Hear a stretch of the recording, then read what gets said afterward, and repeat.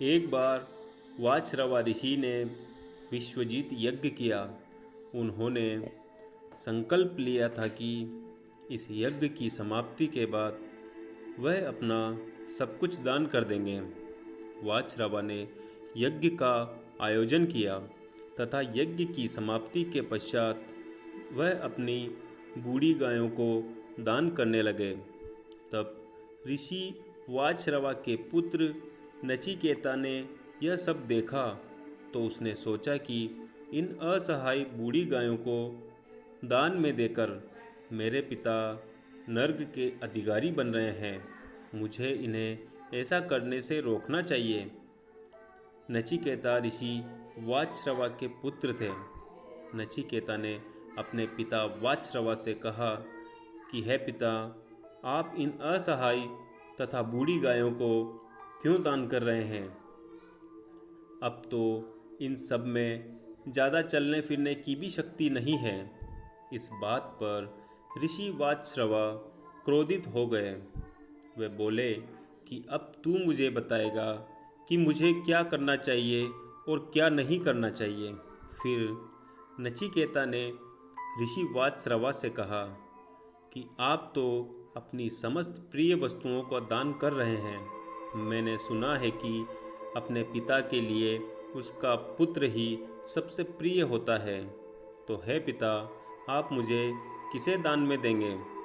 ऋषि वाजश्रवा इस पर कुछ नहीं बोले, किंतु यही प्रश्न नचिकेता अपने पिता के सामने बार बार दोहरा रहे थे, जिससे वाजश्रवा को क्रोध आ गया।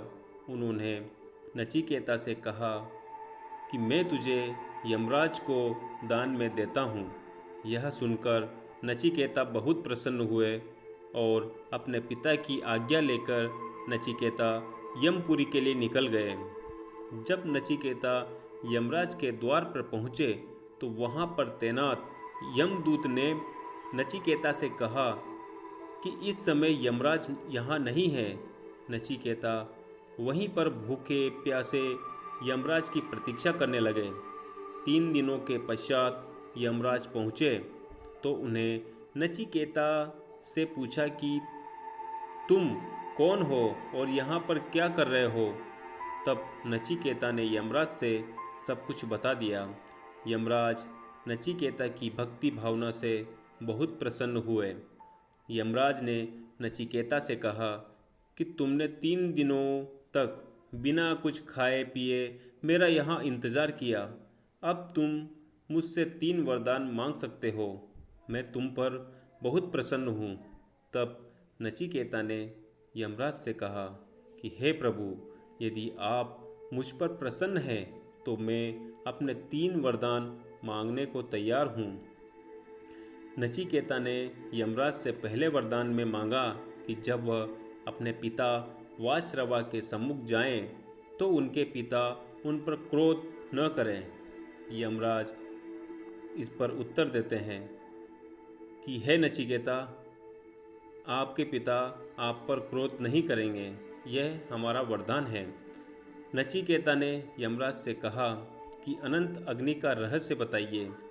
एक बालक के मुख से ऐसे प्रश्न सुनकर यमराज आश्चर्य में पड़ गए। यमराज ने नचिकेता को अनंत अग्नि का रहस्य बताया तथा यमराज ने नचिकेता से कहा कि आज से उस अनंत की अग्नि को नचिकेता अग्नि के नाम से जाना जाएगा। नचिकेता का एक और प्रश्न। नचिकेता ने यमराज से कहा कि हे प्रभु, आपसे आत्मा, परमात्मा और मृत्यु के रहस्य को जानना चाहता हूँ। यमराज नचिकेता के इस प्रश्न को सुनकर आश्चर्यचकित हो गए। उन्होंने नचिकेता से कहा कि हे बालक, तुम्हारी जिज्ञासा तुम्हारी आयु से बहुत अधिक है। तुम इसके बदले में मुझसे अपार धन दौलत मांग सकते हैं। इसके अलावा तुम मुझसे दीर्घायु का वरदान भी मांग सकते हो। नचिकेता ने यमराज से कहा कि नहीं प्रभु, मुझे यह सब कुछ नहीं चाहिए। मैं तो सिर्फ उस परमात्मा तथा जन्म और मृत्यु का रहस्य ही जानना चाहता हूँ और मुझे कुछ नहीं चाहिए। यमराज नचिकेता से प्रसन्न होकर यमराज ने नचिकेता को ब्रह्म ज्ञान, तथा आत्मा और मृत्यु का गूढ़ रहस्य बताया। यमराज ने नचिकेता से कहा कि मनुष्य शरीर के 2 आँख, 2 कान, 2 नाक के छिद्र, 1 मुंह का छिद्र, बाहरंध्र, नाभि, गुदा, शिश्र के रूप में 11 दरवाज़ों वाले नगर की तरह हैं, जिसे ब्रह्म की नगरी कहा जाता है। वह मनुष्य के हृदय में रहते हैं। इस हृदय को समझकर जो मनुष्य ध्यान और चिंतन करता है उसे किसी प्रकार का दुख नहीं होता। ऐसा ध्यान और चिंतन करने वाले लोग मृत्यु के बाद जन्म और मृत्यु के बंधन से मुक्त हो जाते हैं। नचिकेता का प्रश्न होता है, क्या आत्मा मरती है या दूसरों को मारती है? इस पर यमराज उत्तर देते हैं कि आत्मा न तो मरती है और न ही वह किसी को मारती है। नचिकेता का अगला प्रश्न, क्या परमात्मा हृदय में वास करते हैं? यमराज का उत्तर, हाँ, आत्मा परमात्मा का ही एक अंश है। जिस तरह से परमात्मा अमर है, ठीक वैसे ही आत्मा भी अमर है। इस पृथ्वी के समस्त प्राणियों में उसी परमात्मा का वास है। इसीलिए हमें दूसरे प्राणियों से घृणा नहीं करनी चाहिए। नचिकेता का प्रश्न, आत्मा का स्वरूप क्या है? यमराज का उत्तर, जिस तरह से मनुष्य कपड़े का त्याग करता है, ठीक उसी तरह यह आत्मा अपने पुराने शरीर को त्याग कर नए शरीर को धारण करती है। यह आत्मा कभी नष्ट नहीं होती। आत्मा का न तो जन्म होता है, न ही यह मरती है। नचिकेता का अगला प्रश्न यमराज के लिए यह था कि ब्रह्म का स्वरूप कैसा होता है? इस पर यमराज उत्तर देते हैं, ऊ शब्द में उस परमात्मा का वास है। यह कभी भी अवतरित नहीं होते, बल्कि इनकी शक्तियाँ पृथ्वी पर अवतरित होती है। इनका न तो कोई रूप है, न रंग है और न ही आकार। यह परमात्मा पूर्ण रूप से निराकार है।